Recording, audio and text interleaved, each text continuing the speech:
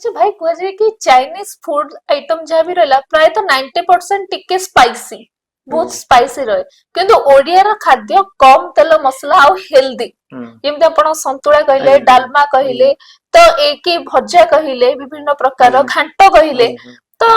ଆପଣଙ୍କୁ ବେଳେ ବେଳେ ମାନେ ଯେହେତୁ ଆପଣଙ୍କୁ ସ୍ପାଇସି ଫୁଡ ଏପଟେ ଲୋକ ବି ଭଲ ପାଆନ୍ତି ଖାଇବା ପାଇଁ ତ ଆପଣ ବେଶୀ ପ୍ରିଫର କଣ କରନ୍ତି ଖାଇବା ପାଇଁ ସ୍ପାଇସି ନା କମ ତେଲ ମସଲା ଦେଖନ୍ତୁ ପ୍ରାୟ ଏଇଠି ଯେତିକି ଚାଇନିଜ ମାନେ ଅଛନ୍ତି ଆମ ଯୋଉ ବନ୍ଧୁ ମାନେ ଅଛନ୍ତି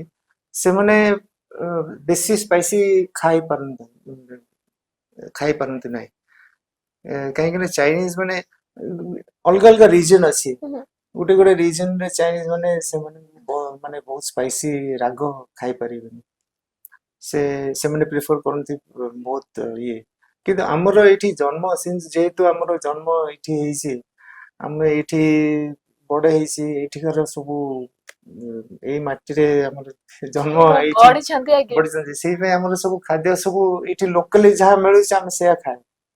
ଆଉ ସେମିତି ହେଇକି ଆମର ଅଭ୍ୟାସ ହେଇଗଲାଣି ସେ ରାଗ ଭାଗ ସେଠି ସେମିତି ଆମର ଇଏ ନାହିଁ ଆମେ ଖାଆନ୍ତି